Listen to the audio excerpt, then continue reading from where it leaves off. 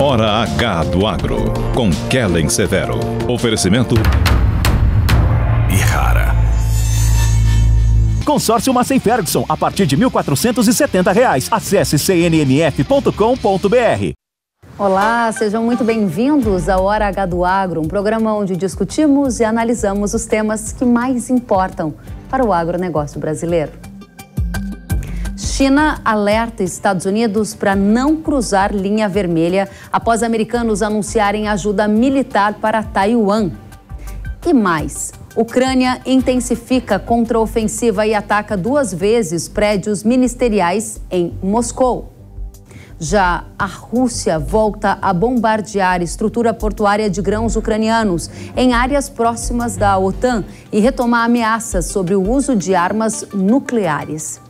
Você vai ver também que o Senado dos Estados Unidos aprovou uma medida que proíbe a compra de terras agrícolas pela China. Parlamentares americanos falam em aumento da segurança nacional do país. Aqui no Brasil, a ministra dos Povos Indígenas, Sônia Guajajara, indica que próxima semana pode ser marcada por novas demarcações de terras indígenas, em comemoração ao Dia Internacional dos Povos Indígenas. E no STF, o julgamento do Marco Temporal das Terras Indígenas ganha um novo capítulo. Você vai saber qual ainda hoje. E tem mais. O MST volta a invadir a Embrapa em Pernambuco. E a CPI ouve o líder sem terra, José Rainha. Você acompanha tudo isso e muito mais a partir de agora no Hora H do Agro, que já está no ar. Os Estados Unidos anunciaram um pacote histórico de 345 milhões de dólares em ajuda militar para Taiwan. Um memorando assinado pelo presidente Joe Biden autoriza o envio de equipamentos do Pentágono para a ilha.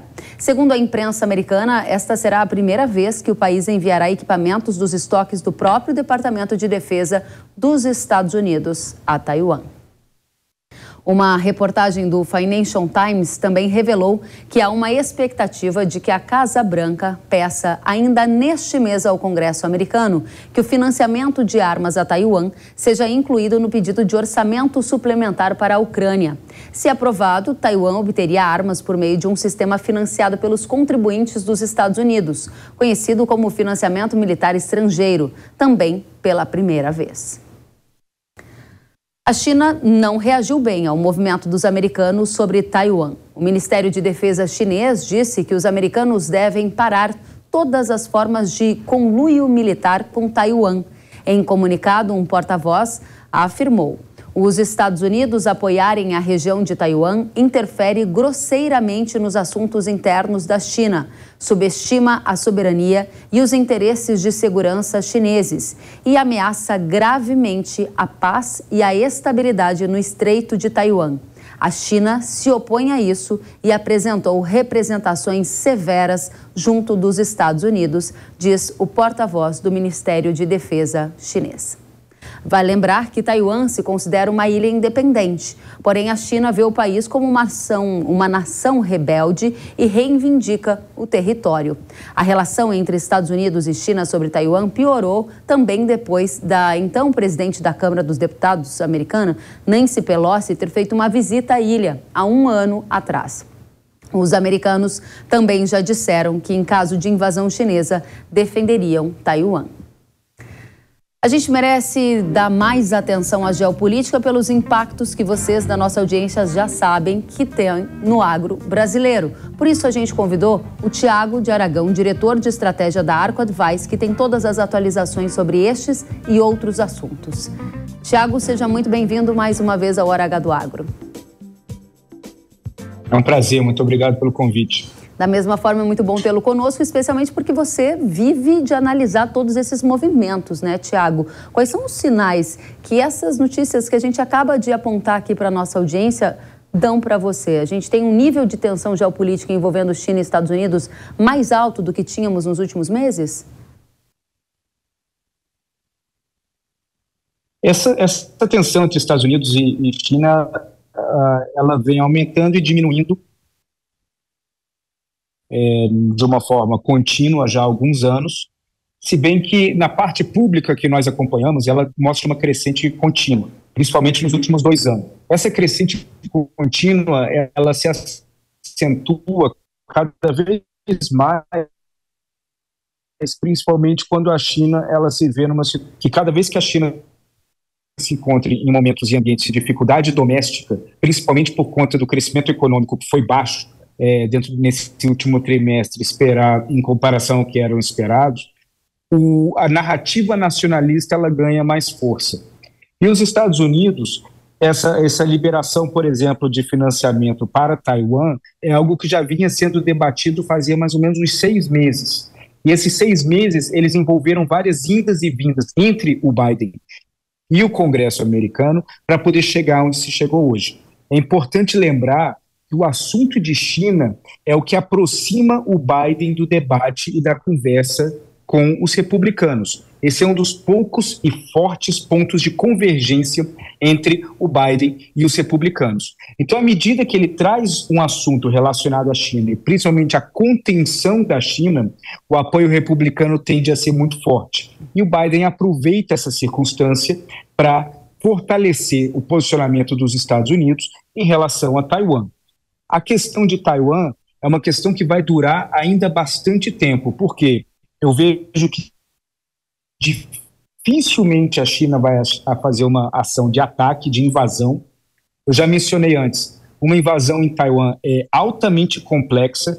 A abertura física para que isso ocorra são os primeiros 3 ou 4 meses do ano. Passado isso, as correntezas e as dificuldades marítimas de uma invasão anfíbia torna quase impossível que a China consiga fazer isso. Então, existe uma janela muito pequena. Quando passa essa janela, é o momento onde os Estados Unidos fazem geralmente um apoio maior a Taiwan e onde a China também ela acelera a produção naval deles. Tanto que a China produz mais ou menos por ano o equivalente a uma marinha francesa em tonelagem.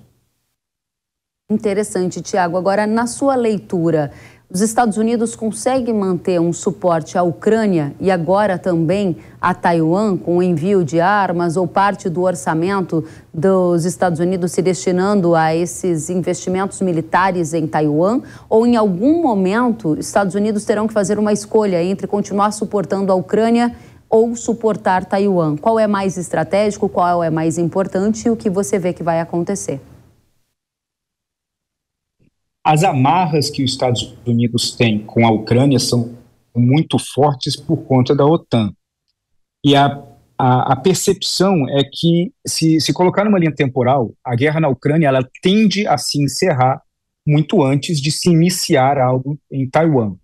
Porque Taiwan, como eu mencionei, é aquela situação onde a tensão, o eixo gravitacional da tensão entre Estados Unidos e China é Taiwan. Mas o problema não necessariamente ocorre em Taiwan.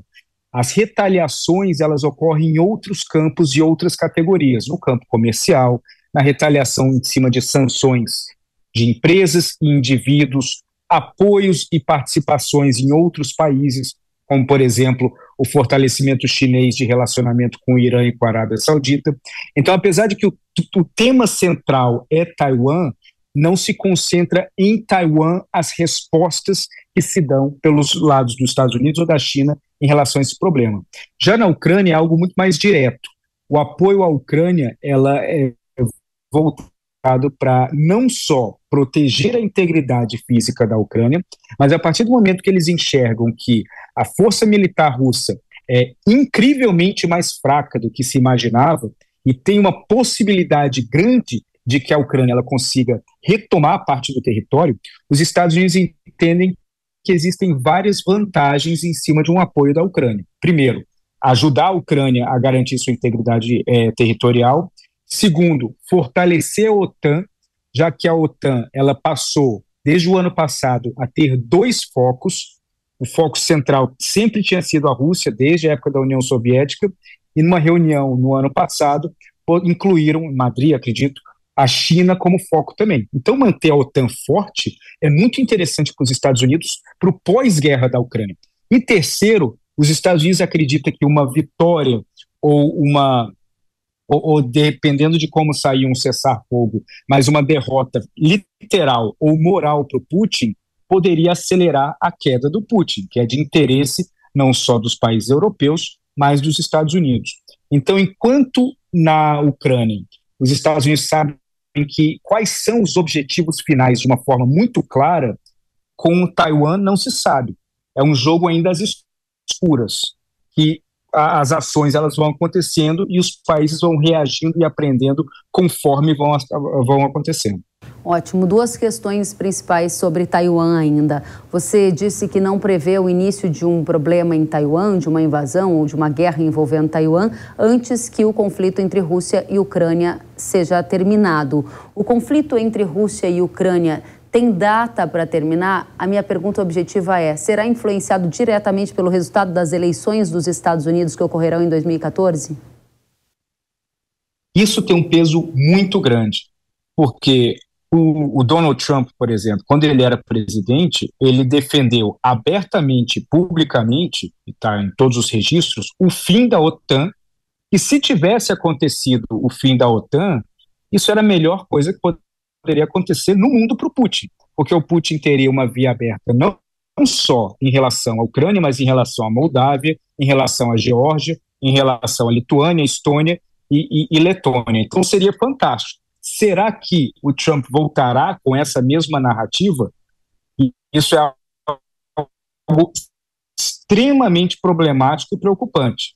Agora, em relação à Ucrânia, a dificuldade, além de tudo, é que o fim da guerra na Ucrânia pode implicar e levar a Rússia a ter uma postura e uma estratégia mais suicida, ou seja, o de uso de armas nucleares, mesmo que sejam armas nucleares táticas, de quilotons menores, com impacto menor, mas a própria fala do Medvedev, onde ele alerta que isso poderia ser usado, e a Rússia, toda vez que se vê em dificuldade, traz isso à tona, isso poderia ser o último passo ou o último capítulo no caso de uma derrota russa.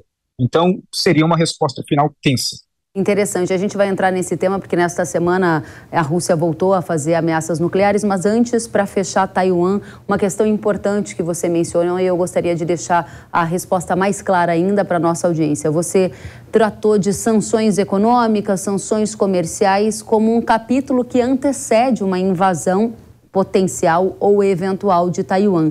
E esse é um lugar que interessa muito a nossa audiência do agro. Essas sanções econômicas entre Estados Unidos e China já estão acontecendo. Num passado não muito distante, a gente teve uma guerra comercial em que essas sanções envolveram também o mercado agrícola.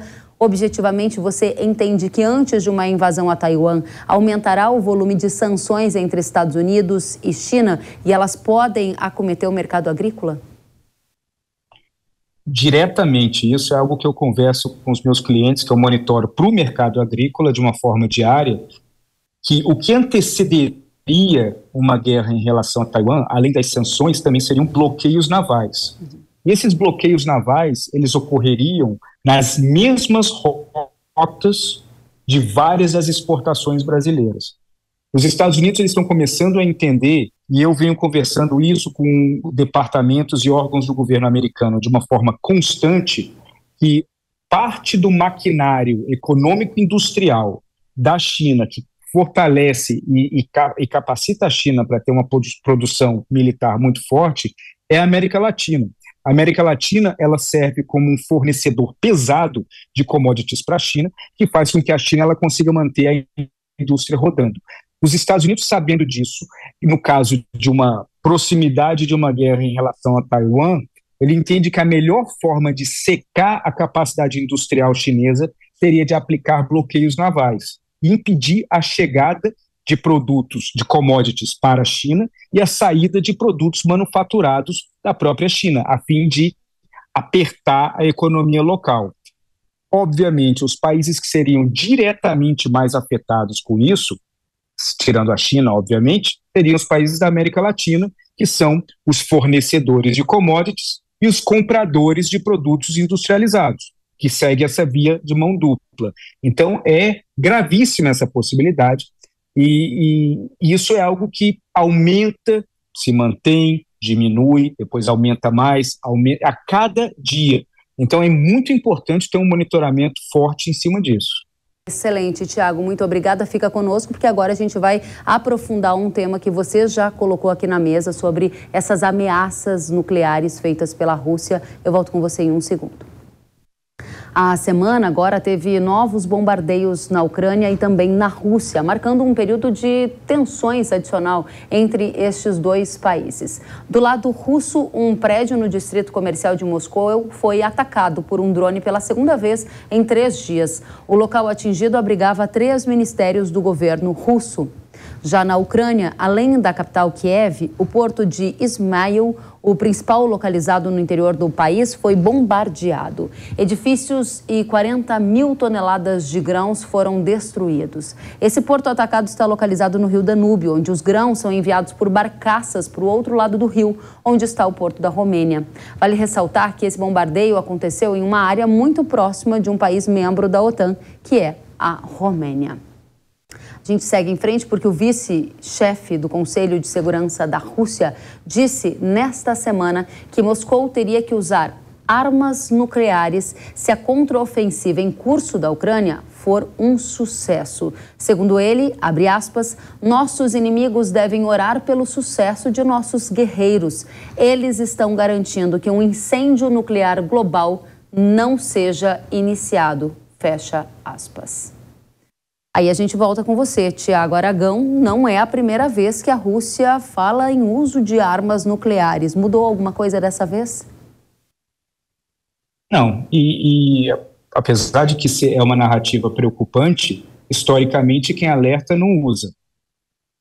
Então, esse é um ponto importante que devemos levar em consideração. Segundo, e o próprio Putin tem como seu maior ídolo político de todos os tempos o Andropov, que foi o líder soviético no começo dos anos 80. O Andropov, ele é o pai de todo o processo de desinformação que foi desenvolvido dentro da KGB, ou seja, de tentar enviar uma determinada linha de informações para os seus inimigos a fim de convencê-los de que A pode ser feito enquanto você faz B. Então, isso é capítulo 1 do livro do que o Andropov ensinava em termos de contra-informação e desinformação, né, aplicado naquela época. Então esse alerta, o tempo todo, ele é uma mensagem de uso dual, externo para alertar o mundo, nossos inimigos devem orar pelo nosso sucesso, mas também para convencer internamente de que a Rússia está numa situação melhor do que de fato está na guerra, para dizer para a população de que não há o menor risco do que se preocupar, porque a Rússia tem tudo sob controle. Isso é antever, ou eles estão antecipando a linha de derrota, criando uma situação apelativa para que essa derrota não ocorra. E eles estão numa situação de colisão muito grande, porque, primeiro, como eu mencionei, é um exército altamente desorganizado, com máquinas altamente e equipamento velho. O armamento nuclear, ele é algo que é uma arma suicida, no fim das contas, principalmente pelo agressor inicial, a não ser que você absolutamente fulmine o inimigo, não só a Ucrânia, mas todos os inimigos ligados à Ucrânia, não existe vitória a partir disso. No caso do Japão, você fulminou os inimigos dentro da Segunda Guerra Mundial, porque a Alemanha já tinha sido derrotada. Então, nesse caso, o alerta do Medvedev, ele é uma demonstração clara de que a Ucrânia está tendo sucesso. A Rússia não tem uma resposta hoje clara de como conter esse sucesso e precisa falar daquele ponto mais apelativo a fim de tentar criar um ambiente de desinformação e de terror. Eu vejo que dificilmente algo nessa linha aconteceria, principalmente porque quem alerta não usa. É isso, a gente espera que realmente seja isso. E, Tiago, avançando um pouco mais, dentro da lógica do que você há pouco nos dizia, dos seus alertas aos seus clientes da comunidade agro, por exemplo, a gente tem visto uma série de ataques por parte da Rússia a portos, né, da Ucrânia. A gente viu recentemente a Rússia deixar o acordo do Mar Negro. Houve impacto na formação de preços, como algumas commodities, a exemplo do trigo, em que 30% da exportação vem do leste europeu, e há uma série de dúvidas na comunidade agrícola sobre impactos de tudo isso, dessa infraestrutura nos portos, o que vem pela frente, como proceder. O que você tem a nos dizer sobre isso? Bom, a Rússia ela sabe que a questão dos portos é algo que ela tem é um trunfo para ela poder negociar. Porque a partir do momento que ela prejudica a exportação de grãos, ela sabe que está envolvendo outros personagens, outros atores, alguns atores não óbvios, como o Egito, como o Omã, como a Argélia, como Jordânia, países que são dependentes de certo grau de grãos ucranianos, eles começam a entrar dentro desse ambiente de negociação, e isso é algo que a Rússia quer. Ela quer ampliar o número de países que querem pedir por um cessar-fogo, principalmente dada a situação que os russos estão sofrendo no momento. Isso é uma situação. Por outro lado, a Ucrânia ela já tem diversas vias de escoamento não oficiais sendo desenvolvidas. Então, a partir do momento que você tem uma via de escoamento pelo Danúbio, porque você tem outras no Mar Negro, em outras situações que estão complicadas, existe também a tentativa de escoamentos por via terrestre para países como Romênia, por exemplo, que é um dos países mais importantes dentro da aliança da OTAN. Então, esse ambiente de distribuição de grãos é algo extremamente complexo, porque a Rússia sabe que esse é o ponto onde, caso eles consigam atacar e prejudicar cada vez mais, você vai ter uma comunidade internacional potencialmente diminuindo o apoio à Ucrânia e aumentando o apoio em cima de um cessar-fogo, que é isso que, de certa forma, eles querem. A diferença do cessar-fogo é a Rússia aceita desde que se mantenha as fronteiras atuais, conquistadas. E a Ucrânia só aceita com o retorno das fronteiras ucranianas, ou seja, da garantia da sua soberania. Mas isso nós vamos ver mais durante as próximas semanas. E isso é um sinal muito importante, é um termômetro fantástico, porque à medida que você vê ataques russos que vão fora do ambiente militar, isso é um indício de dificuldade que as tropas russas estão tomando. Isso é uma estratégia que eles já vêm utilizando de manter uma linha de ataque. Quando eles estão sendo sufocados no campo militar, eles buscam ataques fora do campo militar para tentar afetar a moral e a infraestrutura ucraniana. Interessante, isso para a gente interessa demais.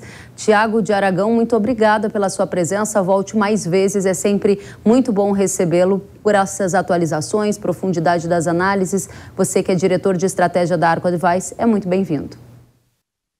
Muito obrigado, é um prazer. Da mesma forma, até a próxima.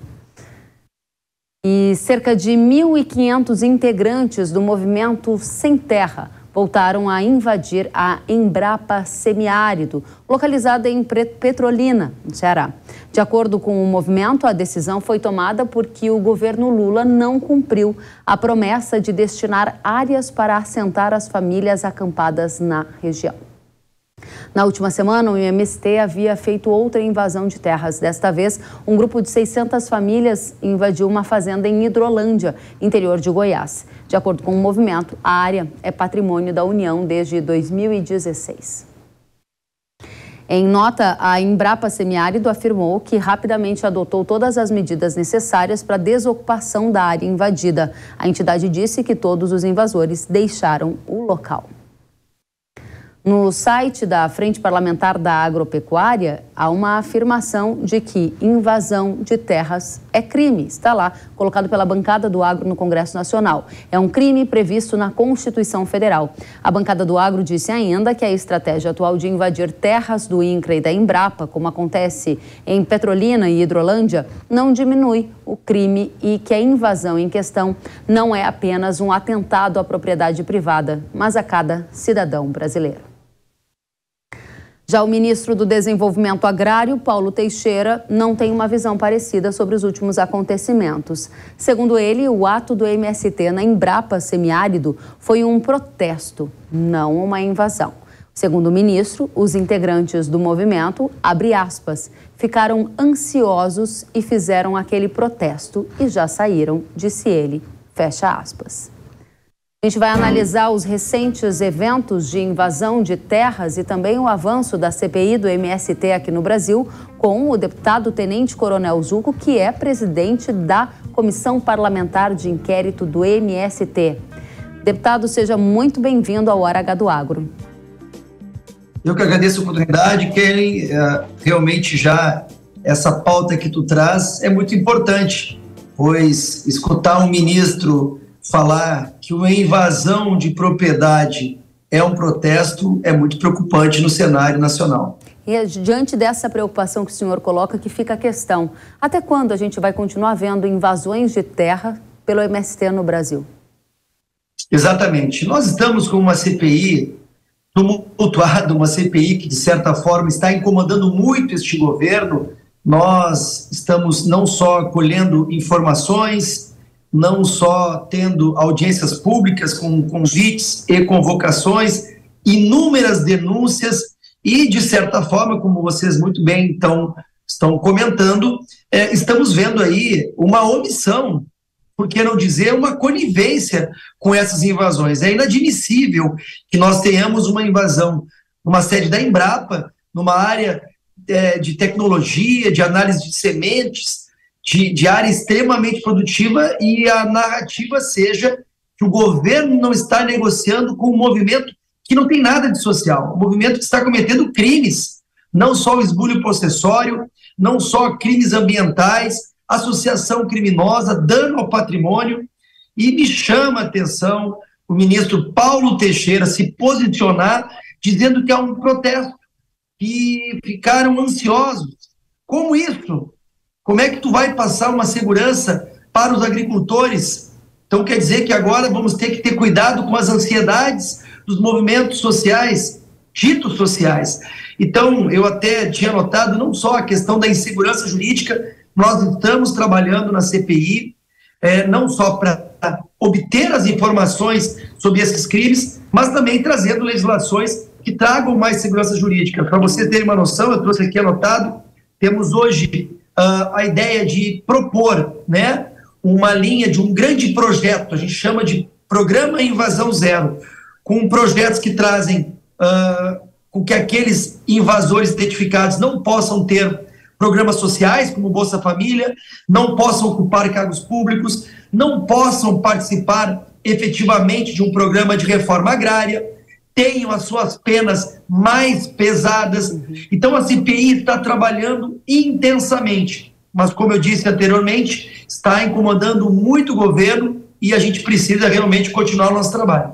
Na linha do trabalho que a CPI está fazendo, a gente tem informações para a nossa audiência de que essa semana foi bastante movimentada mesmo, né? A Comissão Parlamentar de Inquérito da Câmara recebeu o ex-chefe do Gabinete de Segurança Institucional, o general Gonçalves Dias, o secretário de Segurança Pública do Estado de São Paulo, Guilherme Muraro, que prestou esclarecimentos sobre as invasões ocorridas aqui no Estado de São Paulo, na condição de convidado, e também o líder da Frente Nacional de Luta, José Rainha. E esse era um depoimento bastante esperado, especialmente o de José Rainha. Quais foram os principais pontos que ele trouxe? Algo sobre quem financia esses movimentos, deputado? Kelly, muito boa os teus questionamentos. Na verdade, a gente tem que entender que o que está acontecendo é uma narrativa que está sendo quebrada pela CPI. Estamos claramente mostrando para a sociedade brasileira que estes movimentos de luta pela terra não querem em nenhum momento uma reforma agrária. São movimentos ideológicos, movimentos que têm o cunho político e cometem crime. O senhor Rainha tem uma vasta ficha, né, de condenações, ele está solto por uma liminar, por um decreto relacionado à extorsão. Nós tivemos a possibilidade de realmente fazer a oitiva com ele, logicamente que ele só respondia aquilo que lhe interessava, fugiu inúmeras vezes dos questionamentos dos parlamentares, isso infelizmente por meio de habeas corpus que o permitia, mas mesmo assim nós mostramos que ele cometeu inúmeros crimes, que há sim uma ligação direta ideológica, inclusive em invasões que foram cometidos em São Paulo, em galpões onde antes tinham implementos agrícolas, sementes, e que hoje tem banner do Che Guevara, do Caldo Marques, e que em nada tem ali algum tipo de preparo da terra ou treinamento. Nós respeitamos e apoiamos uma reforma agrária conduzida de forma correta pelo INCRA, respeitando o direito à propriedade privada. Mas não é isso que está acontecendo, e como eu disse anteriormente, nós teremos semana que vem mais algumas convocações, inclusive do ministro Paulo Teixeira, e não tenho dúvida que ele será questionado sobre esta fala de hoje. E para ele é natural que ocorra uma invasão na Embrapa e que isso seja apenas uma ansiedade do movimento dito social. Como o senhor tem dito, né, a CPI tem feito muitas perguntas. E ao fazer perguntas, uma das que eu mais recebo da nossa audiência quanto tema é MSTE. Quem suporta financeiramente esse movimento? O senhor entende que estão mais próximos desta resposta? Sim, Kelly, a gente está muito próximo. É logicamente que eu não posso conduzir a linha de investigação da CPI, publicitar, mas nós estamos sim mapeando, estamos recebendo denúncias graves que serão colocadas no relatório. Esperamos ainda ter um tempo maior para a CPI, visto que tivemos um prejuízo de um recesso de 2 semanas, que contou como prazo, infelizmente, uma outra semana que foi também limitada em função da reforma tributária, e uma outra semana também que teve problemas em relação a festividades do Nordeste, São João. Estou falando aí de mais de um mês que tivemos de prejuízo nos trabalhos. Por isso, também estamos solicitando uma prorrogação por mais 60 dias, esperamos que a presidência da Câmara autorize, porque ainda temos diligências em estados mais oitivas e documentos para serem recebidos. Muito bem. O senhor apontou aqui no início da nossa entrevista alguns dos desdobramentos, aquilo que o senhor espera de resultado prático da CPI, que traga um pouco mais de até tranquilidade para quem é proprietário de terra no Brasil, de que no dia de amanhã não terá a sua propriedade invadida. Entre estas medidas, eu gostaria que o senhor esclarecesse qual é a mais relevante na sua avaliação e se efetivamente esses grupos que estão invadindo propriedades privadas no Brasil estão sendo punidos, porque há uma sensação de que, por enquanto, não houve punição. Houve, deputado? Exatamente, Kelly. Olha, nós estamos aqui, inclusive eu quero parabenizar a Frente Parlamentar da Agropecuária, são mais de 300 deputados, 40 senadores, que estão não só apoiando a CPI, mas estão dando um tamanho necessário para esta pauta das invasões. Nós precisamos ter mais segurança jurídica, nós precisamos ter mais paz no campo. Por isso que eu disse, teremos sim um pacote invasão zero, com vários projetos que já estão entrando em regime de urgência na Câmara de Deputados. Nós pretendemos também identificar possíveis lideranças que estão cometendo crimes e, logicamente, a linha de financiamento. A CPI já está entregando, até mesmo porque, desde o seu início, não houve mais invasões. Até essas últimas 2 foram no prazo do recesso, justamente quando nós não tínhamos a mobilização dos parlamentares, porque já havia comentado como presidente, qualquer invasão, essa comissão vai em loco participar efetivamente para mostrar que não cabe a nenhum movimento social dizer se aquela propriedade é ou não produtiva, pode ou não ser invadida. Nós temos o INCRA, que tem que trabalhar com os produtores rurais, tem que realmente conversar e não pode incentivar ou até mesmo ser omisso a essas invasões. Muito bem. Tenente Coronel Zucco, deputado Tenente Coronel Zucco, muito obrigada pela sua presença, presidente da Comissão Parlamentar de Inquérito do MST. Desejo sucesso nos trabalhos e que o senhor volte para nos trazer boas notícias, porque esse é um assunto que interessa demais a audiência do agro. É muito bem-vindo. Muito obrigado, Kelly, obrigado pelo respeito, obrigado também por pautarem essa importante matéria e eu fico sempre à disposição. Da mesma forma, obrigada, deputado, bom trabalho. E a gente vai agora para um rápido intervalo e na volta você vai ver que o Senado dos Estados Unidos proibiu a China de comprar terras agrícolas norte-americanas. A gente volta daqui a pouco com todos esses detalhes. Eu espero você.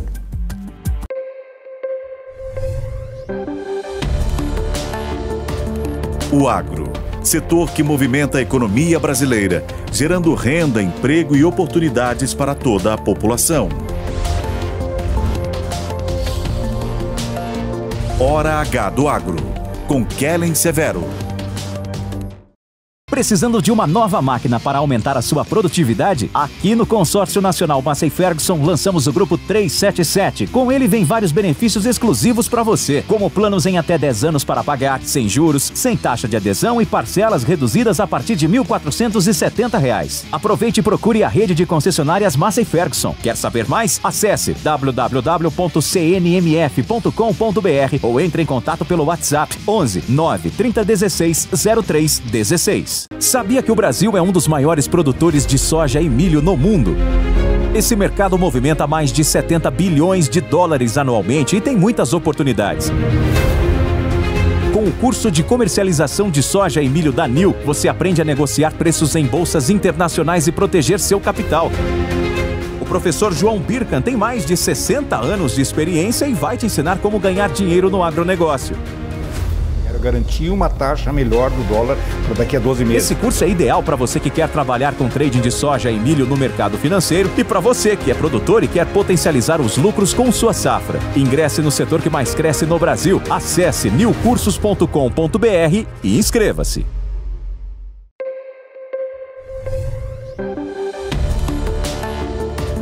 O agro, setor que movimenta a economia brasileira, gerando renda, emprego e oportunidades para toda a população. Hora H do Agro, com Kellen Severo. Estamos de volta com Hora H do Agro, aqui na tela da Jovem Pan News.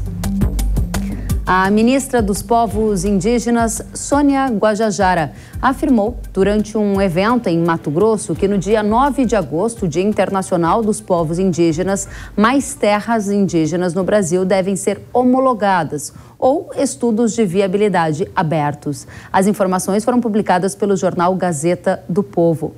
Nós tentamos confirmar a informação de quais áreas estariam nesta lista para homologação com o Ministério dos Povos Indígenas, com a FUNAI e com a Casa Civil, mas não tivemos retorno até o fechamento desta edição.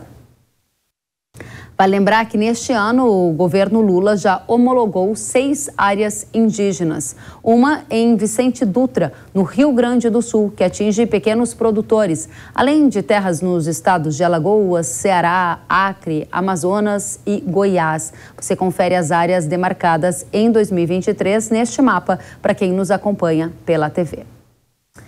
E durante este evento em Mato Grosso, que a gente citou há pouco, a presidente da FUNAI, Joênia, anunciou a aprovação de estudos de identificação e delimitação de uma terra indígena nos municípios de Vila Rica e Santa Cruz do Xingu, em Mato Grosso, e no município de São Félix do Xingu, no Pará. Segundo a Fundação Nacional do Índio, a FUNAI, o estudo de identificação e delimitação faz parte do início de um processo de demarcação de terras, seguido depois pela declaração da área, homologação e regularização. A área em questão possui cerca de 362 mil hectares. Este é tema para a gente conversar agora com Rodrigo Kaufmann, consultor jurídico da CNA. Seja muito bem-vindo, Rodrigo. Eu que agradeço, estou à disposição aqui, cara. Diga pra gente qual é a chance de termos novas demarcações de terras indígenas já nesse segundo semestre, em linha com o que foi declarado pela ministra do governo Lula, Guajajara? Bom, Kellen, infelizmente o esforço do setor produtivo é no sentido de que a gente aguarde, né, a decisão do Supremo Tribunal Federal, a conclusão da votação no marco temporal no plenário do Supremo e também das discussões em torno do PL 490 que hoje estão no Senado, né? Mas, infelizmente, a iniciativa do governo federal tem sido de se antecipar essas questões complexas que envolvem, na verdade, considerações de interesses de grupos que não só das comunidades indígenas e que podem gerar problemas no campo, né? Por isso que nós tentamos adotar aqui o posicionamento da cautela, de aguardar, de fato, o julgamento final do Supremo Tribunal Federal para se avaliar, né, qual é a viabilidade e quais são os procedimentos, inclusive, de indenização que a demarcação de cada uma dessas terras indígenas pode causar, né? Eu vou entrar nesse tema demarcação, indenização e marco temporal já com você. Antes, queria só te fazer mais uma pergunta sobre essa expectativa de novas homologações de terras que pode acontecer já na próxima semana. A CNA tem alguma ideia de quais áreas podem estar nessa lista? Porque a gente tentou informações para a nossa audiência, mas até o momento não conseguimos. Infelizmente, nós não temos esses dados concretos, Kelly. Nós sabemos que a FUNAI trabalha com uma variedade, né, com um vasto elenco, né, de terras prováveis e potenciais, e o que nos traz, na verdade, preocupação, né? Nós, pelos nossos cálculos aqui, pelos nossos levantamentos aqui na nossa área técnica, se todas essas áreas eventualmente forem demarcadas, e são áreas que seriam demarcadas em áreas produtivas, em áreas que já existe ocupação não indígena há algum tempo, a gente vai pular para quase 30% do território nacional, né? Isso que nos traz um pouco, sim, de apreensão, né?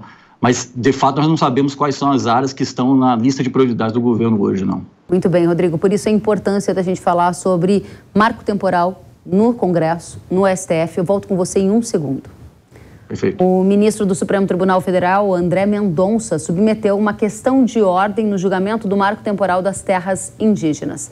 Na prática, isso significa que ele quer discutir se poderá votar no julgamento onde deve declarar suspeito, ou se ele deve se declarar suspeito por ter atuado como advogado-geral da União no processo durante a gestão do ex-presidente Jair Bolsonaro. O julgamento foi marcado por uma sessão virtual que ocorrerá entre os dias 4 e 14 de agosto. Vai lembrar que o marco temporal das terras indígenas é um tema que está parado agora no STF. O assunto chegou a ser retomado pela Corte agora neste ano. O ministro Alexandre de Moraes votou contra o marco. Porém, um pedido de vista do ministro André Mendonça paralisou novamente o julgamento do marco temporal das terras indígenas, que agora está com um placar em 2-1. 2 votos de ministros contra o marco temporal das terras indígenas e 1 a favor. Aí, Rodrigo, eu volto para você. Há uma grande preocupação por onde eu ando no Brasil sobre qual vai ser o desdobramento desse marco. Em linhas gerais, o entendimento de muitas pessoas com as quais eu converso é de que o STF tem um viés de decidir pelo fim do marco temporal. Objetivamente, isso pode acontecer? É o cenário mais provável na leitura da CNA? Perfeito, Kelly. Nós também temos essa leitura. O voto do ministro Alexandre de Moraes, não há dúvida, é um esforço positivo para se tentar encontrar um ponto mediano, né? Ele, de fato, vota contra a data, né, de 5 de outubro de 88, que é a data de promulgação, que é o que nós consideramos o marco temporal, mas no desenvolvimento do seu voto, ele sustenta uma posição que para nós é importantíssima, que é o direito do produtor rural que ocupa a área de boa-fé, inclusive, né, informado pela sucessão cartorária, né, da legitimidade da sua propriedade, de ser indenizado. E o ministro Alexandre de Moraes vota nesse sentido, que nasquelas ocupações em que haja ocupação de boa-fé, o produtor rural seja indenizado. E vai além. Ele diz que naquelas situações em que há a reclamação por demarcação de uma terra e que se observe, vamos dizer assim, no caso concreto, a inviabilidade de ser retirada das famílias que estão lá ocupando, seja por questões sociais ou econômicas, que essas famílias continuem na terra e que seja disponibilizado no formato de uma reserva indígena, uma outra área para aquelas comunidades indígenas próximas ali da região. São 2 bandeiras muito importantes para o setor da agricultura e que nos parece que foi um esforço bastante bem sucedido do ministro Alexandre de Moraes, embora no tema específico do marco temporal ele tenha votado contra. Pois é. A nossa expectativa é que se evolua, né, na definição de alguns pontos, talvez secundários desse voto, mas que ainda são importantes, e que o tribunal possa evoluir no sentido de encontrar um ponto mediano em que respeite a posição dos produtores rurais, né? Interessante. Me ocorre que esse ponto, que parece ser um ponto talvez do meio do caminho, ele tenha eventualmente uma nuance perigosa, que é haver um conforto emocional para os ministros decidirem, então, pelo fim do marco temporal, sob a alegação de que agricultores serão indenizados ou até permanecerão na terra se comprovados esses fatores que foram colocados pelo ministro Alexandre de Moraes. O que a gente pode ver é um não ao marco temporal e depois anos e anos de um processo e agricultor nunca vê a cor desse dinheiro, a cor dessa indenização? Perfeito, Kelly. Esse é um ponto que nos remete à necessidade de um esforço argumentativo junto aos demais ministros.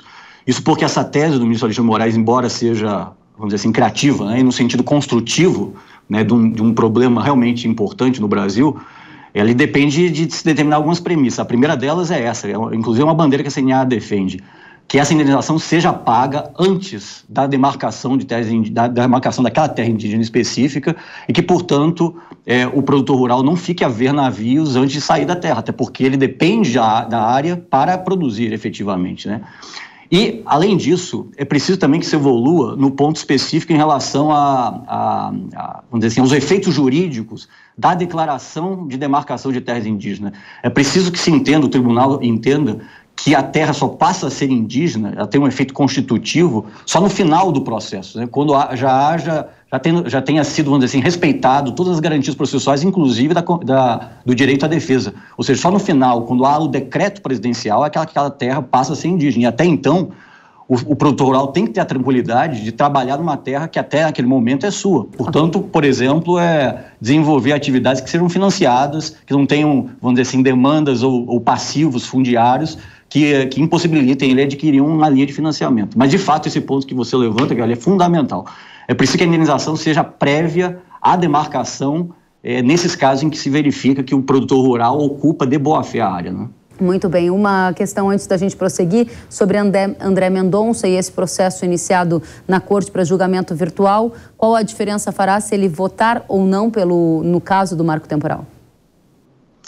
O ministro André Mendonça submeteu ao plenário virtual uma questão de ordem. Uma questão de ordem é a decisão sobre, vamos dizer assim, uma linha de procedimento a ser adotada no processo, né? Quer dizer, são regras internas do tribunal para fins de determinar como que a decisão vai ser tomada, né? A preocupação dele é que, como ele se manifestou como AGU neste processo, ele não possa votar, vamos dizer assim, no caso concreto, né, na discussão que se trava em relação à situação de Santa Catarina, mas possa votar em relação à fixação da tese, né? Vamos dizer assim, a CNA, ela trabalha muito com a questão de aplicação nacional, né? Nossa preocupação é que ele participe efetivamente do julgamento da tese jurídica, né? Se ele se sente, vamos dizer assim, desconfortável, e se os demais ministros eventualmente entendam que ele não tem a imparcialidade suficiente para votar no caso concreto, mas que pelo menos se garanta o direito dele de votar em relação à tese jurídica que está sendo discutida, né? Volto com você já. Em uma entrevista ao jornal Estado de São Paulo, a ministra Sônia Guajajara disse que o Ministério dos Povos Indígenas vai sugerir que o governo recorra ao Supremo Tribunal Federal caso o Senado aprove o projeto de lei do Marco Temporal das Terras Indígenas. Guajajara disse, abre aspas, estamos apostando que o Supremo, como já disse o ministro Alexandre de Moraes, enterre o marco temporal, caso o Senado aprove esse projeto, fecha aspas. Esse PL que está no Senado estabelece que só poderão ser demarcadas como indígenas áreas que esses povos ocupavam na data da promulgação da Constituição, em 1988. Para o agro, a aprovação do PL do marco temporal traria mais segurança jurídica, já que há essa expectativa de que o STF, como há pouco nos disse o Rodrigo, possa votar pelo fim do marco. Para encerrar, Rodrigo, rapidamente, PL do marco temporal no Senado está engavetado, vai sair da gaveta ou é melhor a gente colocar a barba de molho porque isso vai levar tempo? Não, nós acreditamos que a gente possa evoluir no Senado junto aos senadores. Nós passamos essas últimas semanas também levantando as nossas preocupações, né, submetendo aos senadores os nossos memoriais, demonstrando a preocupação de uma definição pelo Poder Legislativo dessa questão. Quer dizer, a decisão do Supremo Tribunal Federal ela é importante, mas essa é uma decisão que precisa ser tomada num foro adequado, que é o foro, vamos dizer assim, democrático, no debate no Congresso Nacional. E nós temos indicativos de que nós teremos evolução no Senado Federal e acreditamos que, de fato, a gente possa chegar a uma posição concreta de aprovação do Senado e que essa lei seja promulgada o quanto antes e a gente resolva de uma vez por todas, né? Acho que o Brasil, o produtor rural, até as comunidades indígenas querem, na verdade, olhar para frente, resolver esse problema e olhar para frente, né? Muito bem. Rodrigo Kaufmann, consultor jurídico da CNA, muito obrigada pelas atualizações. Volte sempre. Eu que agradeço, estou à disposição. Até a próxima. O Senado dos Estados Unidos aprovou uma regra que proíbe a China de comprar terras agrícolas norte-americanas. Isso foi o que apontou uma reportagem da revista Forbes. Essa regra ela foi aprovada como uma emenda à Lei de Autorização de Defesa Nacional, que determina o orçamento anual de defesa dos Estados Unidos. Foram 91 votos a favor e apenas 7 votos contra. A proposta também prevê a proibição da compra de terras americanas pela Rússia, Coreia do Norte e Irã. Exige, por exemplo, que o presidente dos Estados Unidos apresente um relatório ao Congresso americano sobre qualquer renúncia concedida a um país proibido de comprar terras agrícolas. A reportagem ainda ressalta que os investidores chineses possuem cerca de 384 mil acres de florestas e terras agrícolas nos Estados Unidos, algo em torno de 155 mil hectares. Mas esse total representa menos de 1% das áreas pertencentes a entidades estrangeiras nos Estados Unidos, segundo dados de 2021, levantados pelo Departamento de Agricultura norte-americano. Apesar disso, a aquisição de algumas áreas pela China provocou receio em parlamentares norte-americanos sobre a segurança nacional do país. Isso porque algumas delas estavam localizadas em áreas próximas a bases militares dos Estados Unidos. Além disso, o caso do balão chinês que sobrevoava o espaço aéreo americano em fevereiro, que foi acusado também de espionagem, aumentou o temor de congressistas. O senador Mike Rounds, que foi um dos parlamentares que ajudou a promover essa emenda, disse no site dele que a China e a Rússia são adversários dos Estados Unidos quase iguais e que essas nações veem a América como principal concorrente e desejam apenas obter a oportunidade para vigiar as capacidades e recursos dos Estados Unidos. Ele ainda afirmou que a medida tornará os Estados Unidos mais seguros. Segundo a agência de notícia Reuters, essa emenda aprovada deverá passar pela Câmara e pelo Senado novamente para então ser enviada para a assinatura do presidente Joe Biden. Vamos analisar este assunto, venda de terras para estrangeiros, não só nos Estados Unidos, mas também no Brasil, com o professor e pesquisador do INSPER Global Agro, Leandro Gílio. Gílio, seja muito bem-vindo ao Hora H do Agro. Obrigado, Kellen. Um prazer estar aqui com vocês. Da mesma forma, qual é o motivo? Por que os americanos estão fazendo esse movimento de proibir a venda de terras para chineses, vendas de terras agrícolas? E por que isso agora? Tem relação com a piora da relação entre Estados Unidos e China? Totalmente, Kellen. Isso, na verdade, é mais um capítulo, né, da tensão geopolítica aí que vem vivendo os Estados Unidos e a China, né? Isso vem se tensionando já há algum tempo, né? Como vocês mencionaram, teve o caso do balão, mas antes, né, teve o caso da Huawei, teve também a guerra comercial toda. A gente vem acompanhando aí esse blocos aí, essa divisão de poder entre Estados Unidos e China, e essa tensão vem se acirrando, né? Ainda mais agora com essa questão do Taiwan, né, com que a China ali não reconhece Taiwan como uma província ali independente, né? Já os Estados Unidos consideram, inclusive vem investindo militarmente ali na região, então ali é uma região de tensão e a geopolítica entre esses dois países vem estando abalada, né? E isso está se refletindo aí justamente nessa questão dessa política de terras, né? A gente já vinha observando que alguns estados, né, essa questão era uma autorização estadual, né? Então cada estado tinha a sua legislação com relação a investimentos estrangeiros, né? A gente já viu um movimento ali da Dakota do Sul, né, do Texas, tentando aí criar leis para impedir justamente investimentos estrangeiros e principalmente motivados por essa questão da China, né? E agora a gente vê aí uma questão um pouco mais nacional, né, nesse caso. Muito bem, e nos Estados Unidos a gente viu pela reportagem, Gílio, que menos de 1% da área pertencente a entidades estrangeiras nos Estados Unidos foi comprada por chineses. Qual é a situação? Exato, muito pouco representativo, né, no universo de terras estrangeiras. Hein? Interessante, menos de 1%. E qual é a situação hoje no Brasil, quando a gente fala de venda de terras para estrangeiros? Tem quanto na posse de estrangeiros? Qual é a nacionalidade deles aqui no Brasil? No Brasil é muito pouco, né? A gente tem bastante restrição com relação a isso. Na verdade, a nossa lei que regulamenta isso é datada de 1971, né? E como ela é antes até da Constituição, ela passou ali por interpretações ali da AGU ao longo do tempo, né? Ali mais ou menos nos anos 90 era um pouquinho mais liberal, um pouquinho mais aberto, e a gente teve ali algum movimento de expansão, investimento em terras ali mais ou menos nos anos 2000, e ali desde 2010 a gente tem uma interpretação muito mais restritiva da lei de terras, né, que inclusive bloqueia até empresas brasileiras com capital estrangeiro de fazer aquisições, né, em terras aqui no Brasil. Então a gente tem uma lei bastante restritiva e aí não chega nem a 5 milhões de hectares as terras brasileiras que estão aí em posse de estrangeiros, sejam eles pessoas físicas ou empresas também, né? Então aqui a gente tem uma restrição muito grande. Esse assunto voltou em discussão ali mais ou menos 2019, 2020 ali com o PL, né, 2963 ali que passou ali pelo Senado, né, que buscava justamente regulamentar um pouco melhor essa questão, mas ainda está em análise agora, né. Esses 5 milhões de terras que pertencem, de hectares de terras que pertencem a estrangeiros no Brasil, a maior parte deles pertence a qual nacionalidade? Grupos de quais lugares do mundo? Olha, isso é bastante espalhado, né? Na verdade, a China investiu bastante no Brasil ali na época mais ou menos ali dos 2000, por isso que acendeu esse alerta, digamos, para a AGU ali e contra e barrar um pouco esse movimento de aquisições de terras, né? Mas a gente tem bastante investimentos europeus, né? Justamente linkados aí, às vezes, justamente às grandes empresas do agronegócio, né?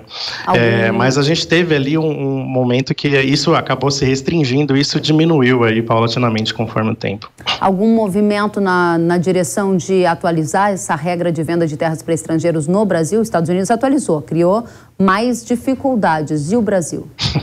Aqui a gente tem tanta dificuldade com relação a isso que se discute uma certa flexibilidade, digamos assim, né? Que permitiria aí um maior fluxo de investimentos internacionais, né? Tanto no setor, né? Investimento produtivo, né? Existe toda essa questão nacionalista, essa questão geopolítica, não é um assunto fácil aí de ser desenrolado e por isso que essa discussão se arrasta aí há muitos anos aí dentro do Congresso, né? Mas aí na Câmara ainda está parado esse projeto, passou pelo Senado e ainda vem muita discussão aí pela frente. Então a gente não sabe exatamente onde que isso vai resultar e no momento de tensão aí geopolítica, acho que não é uma questão que vai ser resolvida agora também. Excelente. Para fechar, Gílio, qual é a capilaridade hoje da China no agronegócio dos Estados Unidos? Você tem algum dado sobre essa capilaridade também no Brasil? Isso importa por quê na sua avaliação? Olha, a China ela tem como política assim, garantir, né, o seu abastecimento, a sua segurança alimentar. Então eles fazem grandes investimentos no agro, não só nos Estados Unidos, no Brasil, em outros lugares na África, né, eles investem bastante em produção, né? Então a China ela tem um pouco essa política de garantir o seu próprio abastecimento, né? E isso aí gera investimentos em diversos países, né? E países importantes produtores como é os Estados Unidos e como é o Brasil. No entanto, se a gente for observar, é muito mais uma questão política do que realmente uma preocupação prática, porque a gente vê que a representatividade da China ainda é muito pouco e os países eles acabam, pelo menos a legislação brasileira, eles são soberanos com relação ao seu território, né? Os chineses atuando dentro do país, eles têm que obedecer as mesmas regras dos brasileiros atuando no país, aqui no Brasil, no caso, né? Então, na verdade, é uma questão muito mais política, geopolítica, do que uma questão puramente prática e que se reflete em algum problema aí local. Excelente. Leandro Gílio, professor e pesquisador do INSPER Global Agro, muito obrigada pelas suas atualizações sobre esse tema que muito nos interessa, a venda de terras para estrangeiros. Volte sempre. Eu agradeço, um abraço. Outro a você. O Senado recebeu nesta semana a PEC da reforma tributária encaminhada pela Câmara dos Deputados. Segundo o presidente do Senado, Rodrigo Pacheco, a proposta deverá ser promulgada com mudanças até novembro.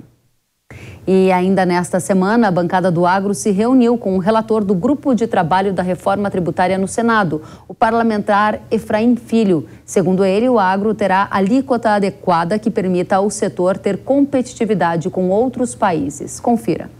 Enquanto na Câmara o debate se deu muito sobre ideias, alternativas e sugestões, agora no Senado há um texto e os 60 a 90 dias que o presidente Rodrigo Pacheco previu de debates se dará exatamente sobre aquela proposta concreta. Há uma espinha dorsal. Enquanto eu vou pagar de imposto, pagarei mais ou pagarei menos? Essa é uma resposta que o debate na Câmara, devido ao cronograma apertado, não pôde produzir. Caberá essa missão ao Senado. Então vamos estar, sim, muito atentos para que na vida real, e aí essa é a diferença desse prazo que o Senado possui, a gente possa fazer simulações, possa ter dados, possa ter números. Qual é a alíquota que vai dar conforto ao agro para que ele seja competitivo para concorrer com o mundo todo? Obrigada, senadora. E neste encontro, a Frente Parlamentar Agropecuária apresentou um documento com 12 pontos da reforma tributária que precisam de ajustes. Entre eles está a redução da alíquota para agro em 80%, o aumento do limite de faturamento de produtores rurais não contribuintes, que neste caso a FPA pede que seja elevado para R$ 4.800.000, e por último, a impedir a criação dos fundos estaduais que na prática criam uma taxação extra para o agro. Esses são 3 dos 12 pontos apresentados. Nesta semana, o Comitê de Política Monetária do Banco Central, o Copom, reduziu a taxa básica de juros da economia brasileira de 13,75% ao ano para 13,25%, uma redução de 0,5 ponto percentual. É a primeira vez que o corte é realizado pelo Banco Central em 3 anos. O O economista-chefe da Federação da Agricultura do Rio Grande do Sul, Antônio da Luz, explica os efeitos dessa mudança nos juros para o crédito rural e faz um alerta sobre outro impacto no agro. Não se baixa juro porque governo quer, porque político quer. Se baixa juro porque se pode baixar juros. E o Brasil chegou no momento de assim fazer. E começou um ciclo de baixas ontem. Esse ciclo, ele afeta, sim, o setor agropecuário. Se não, vejamos, nós temos do juro controlado pelo governo, aquele que o governo anuncia no Plano Safra, o juro é esse, não vai mudar nada. Não vai mudar nada. O juro já foi anunciado para o produtor, até 30 de junho é aquele valor. Na parte de juro livre, sim, tem uma influência muito forte. Então, se a Selic baixa o custo de captação para os bancos, baixa o custo financeiro para o produtor tomar do banco. O Brasil começou a baixar os juros. Só que semana passada, os Estados Unidos subiu o juro, a Europa subiu o juro, o Banco Central Europeu, essa semana o Banco Central Inglês está subindo o juro, até o Banco do Japão subiu os juros. Então o mundo está subindo os juros. O Brasil é um dos primeiros países a baixar o juro, porque começou antes o movimento de alta.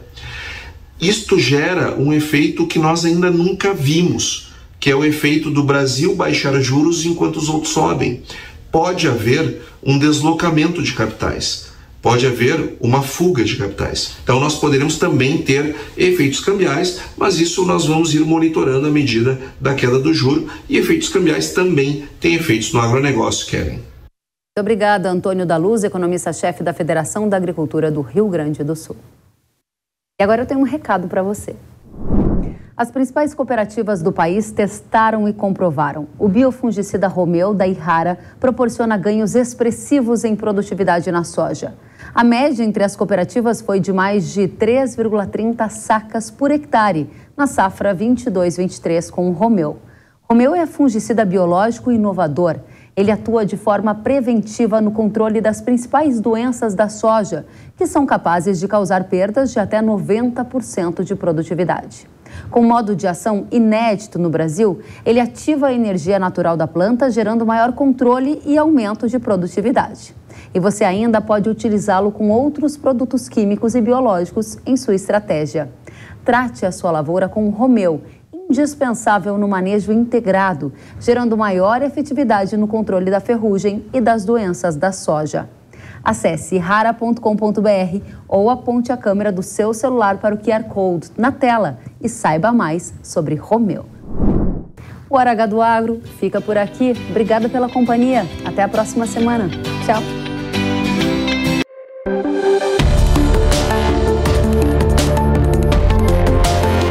Hora H do Agro, com Kellen Severo. Oferecimento Yara. Consórcio Massey Ferguson, a partir de R$ 1.470. Acesse cnmf.com.br. Realização Jovem Pan News.